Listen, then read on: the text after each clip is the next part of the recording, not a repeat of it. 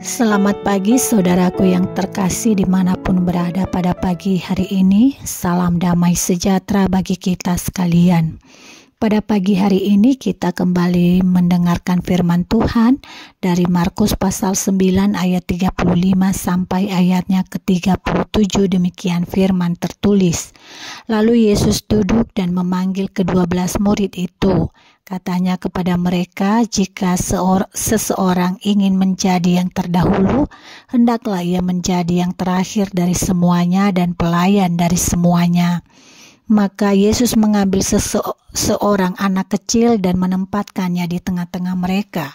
Kemudian ia memeluk anak itu dan berkata kepada mereka, "Barang siapa menyambut seorang anak seperti ini dalam namaku, ia menyambut aku.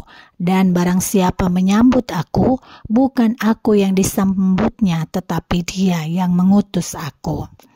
Saudaraku yang terkasih, Paus Fransiskus beberapa bulan setelah menerima pelantikannya sebagai paus, ia mengatakan, dunia mengatakan kepada kita untuk terus mencari kesuksesan, kekuasaan, dan uang.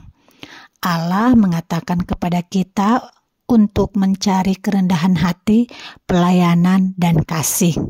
Jadi bagi paus, kekuasaan sesungguhnya adalah untuk melayani.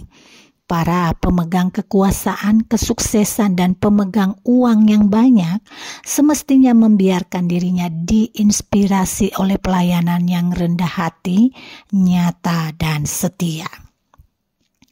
Saudaraku yang terkasih, pembacaan renungan pada pagi hari ini didahului oleh sebuah peristiwa atau masih dalam satu konteks peristiwa di mana murid-murid Yesus bertengkar untuk membicarakan siapa yang terbesar di antara mereka. Apa yang menjadi inspirasi para murid Yesus ketika mereka mempertengkarkan siapa yang terbesar di antara mereka? Mungkinkah kesuksesan, kekuasaan, atau mungkinkah uang? Ya, mungkin semua itu yang ada di pikiran mereka ketika mengikuti Yesus. Barangkali masa depan yang terbayang di pikiran mereka, rezim Romawi disingkirkan dan Yesus akan menjadi pengganti kaisar. Ketika Yesus menjadi raja yang menggantikan kaisar, tentu saja mereka sebagai orang-orang yang berada di dalam lingkaran pertama Yesus, apalagi yang dianggap terbesar di antara mereka, tentu akan terjamin kesejahteraan, kekuasaan, uang, dan kesuksesan hidup lainnya. Saudara, rupa-rupanya Yesus tahu apa yang ada di pikiran murid-muridnya saat itu. Lalu ia menanggapi dengan cara yang mengagetkan mereka. Ia berkata, barang siapa yang mau menjadi yang terbesar atau yang terdahulu, hendaknya ia menjadi pelayan dari semuanya. Kata pelayan dalam bahasa Yunani yaitu diakonos menunjuk pada seseorang yang pekerjaannya mempersiapkan meja makan dalam sebuah jamuan acara makan. Orang-orang Yunani melihat ini sebagai pekerjaan budak. Orang merdeka tentu tidak akan melakukan pekerjaan ini. Setelah itu, Yesus kembali memeluk seorang anak kecil yang pada zaman itu seorang anak kecil tidak diperhitungkan di dalam struktur sosial masyarakat.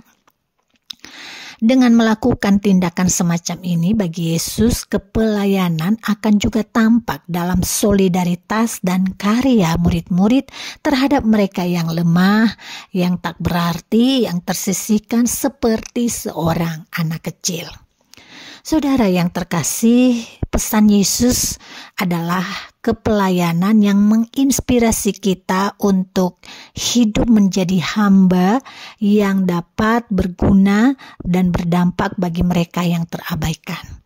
Yang menjadi pertanyaannya, mampukah kita menjadi pelayan yang menjadikan kepelayanan itu sebagai inspirasi yang mendorong kita bisa melayani sesama?